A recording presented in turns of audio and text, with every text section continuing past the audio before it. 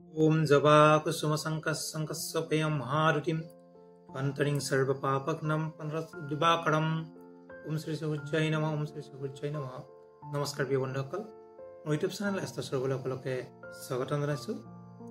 আজি মই প্ৰত্যেক মাহৰ দৰে এই মাহটো ডিসেম্বৰ মাহটো সিংহ ৰাশিৰ ৰাশিফলখিনি দিব লৈছো।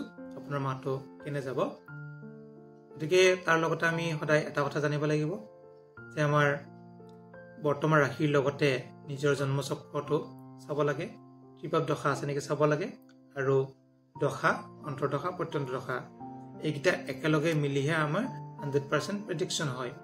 তথাপিও আমি ৰাশি হিচাপে কিছু অকণমান আগবাঢ়িব পাৰোঁ। ৰাশি হিচাপেও কিছু আমাৰ ফল পাওঁ 50%, জন্মচক্ৰৰ পৰা 50%।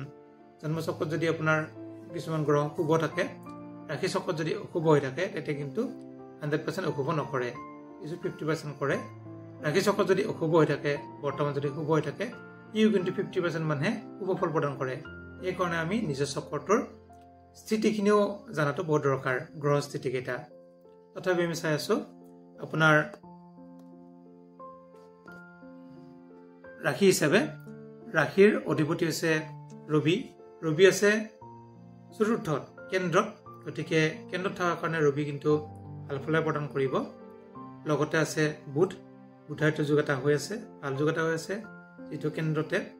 লগত চন্দ্ৰ আছে, কিন্তু বুধ আৰু ৰবি ডিগ্ৰীকেইটা নিচেই ওচৰতে আছে, যিহেতু 14 ডিগ্ৰী আৰু 15 ডিগ্ৰী, 1 ডিগ্ৰী ইফাল ইফাল। গতিকে 1 ডিগ্ৰী ইফাল ইফাল হোৱাৰ কাৰণে অকণমান সমস্যা হ'ব পাৰে বুধৰ কাৰণে, যিহেতু আপোনাৰ বুধ হৈছে ধনস্থানৰ অধিপতি আৰু ইনকাম বা আয় অধিপতি। গতিকে আয় আৰু ধনস্থানৰ অধিপতি হিচাপে বুধ অকণমান নিজ হৈ গৈছে, দুৰ্বল হৈ গৈছে, যিহেতু ৰবিৰ লগত 1 ডিগ্ৰীতে আছে, মাত্ৰ 1 ডিগ্ৰী। সেই হিচাপত চাব লাগিলে আপোনাৰ ৰাশি হিচাপে অতি শুভ, স্বাস্থ্য শুভ বুলি ক'ব পাৰি, বিশেষ অশুভ নাই স্বাস্থ্যত। গতিকে আমি যদি চাওঁ আপোনাৰ ধনস্থানটো বহুত শুভ নহয়।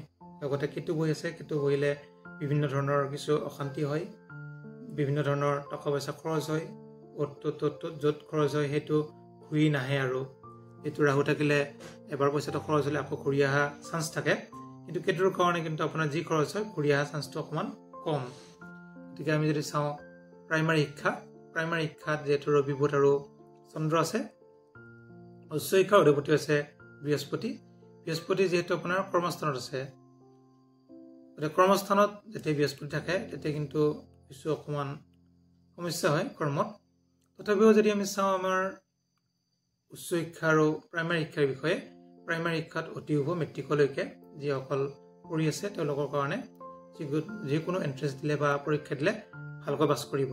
গতিকে সেই ক্ষেত্ৰত অতি শুভ, যিহেতু ৰবি আৰু বুধ আছে।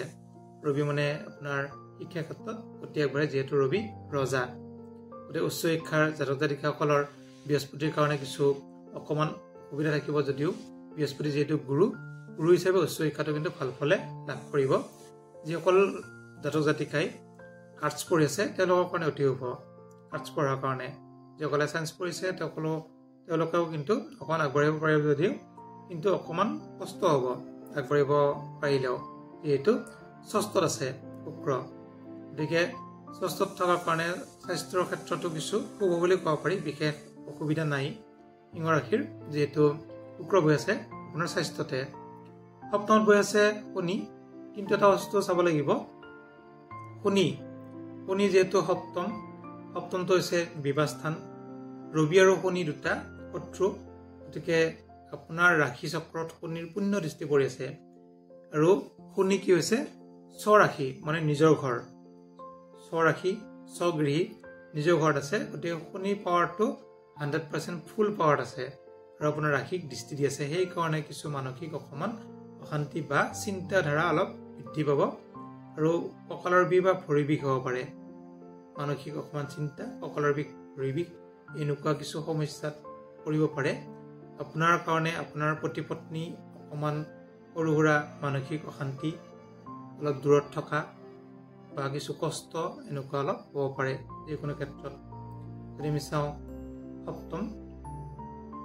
সপ্তমত যিহেতু শনি বহি আছে, আপোনাৰ শনি বহাৰ কাৰণেও সপ্তম স্থানৰ ক্ষেত্ৰত কিছু, যিহেতু মই প্ৰতিমতিৰ কথা ক'লোৱে, অষ্টমত ৰাহু অষ্টম স্থানৰ ৰাহুই কিছু অকণমান পেটৰ গণ্ডগোল পেটৰ অসুখ বা অকণমান পঢ়া শুনা দুখ পোৱা এনেকুৱা সৰু সুৰা অলপমান গাৰ বিষ কঁকালৰ বিষো ৰাহুৰ কাৰণে হ'ব পাৰে কিন্তু যেহেতু আপোনাৰ অষ্টমপতি বৃহস্পতি হিচাপে কিন্তু কেন্দ্ৰত আছে স্বাস্থ্য হিচাপে বৃহস্পতিয়ে বিশেষ বেয়া ফল নিদিয়ে যদি আমি চাওঁ ভাগ্যৰ আপোনাৰ ভাগ্য ক্ষেত্ৰত ভাগ্যাধিপতি হৈছে মংগল আছে দ্বাদশত গতিকে মংগলৰ কাৰণেও আপোনাৰ টকা পইচা খৰচ বৃদ্ধি আৰু ভাগ্যটো কিছু বিপৰ্যয় বহুত ভাগ্যটো অলপ কম যিটো মংগল বৰ্তমান নিজ হৈ আছে নিজ হ'লে মংগলে ভাল ফল প্ৰদান কৰিব নোৱাৰে আৰু যদি আমি চাওঁ কৰ্মত যিহেতু বৃহস্পতি বহি আছে আপোনাৰ যোৱা বছৰৰ পৰা আৰু প্ৰথমতে যদি চোৱা যায়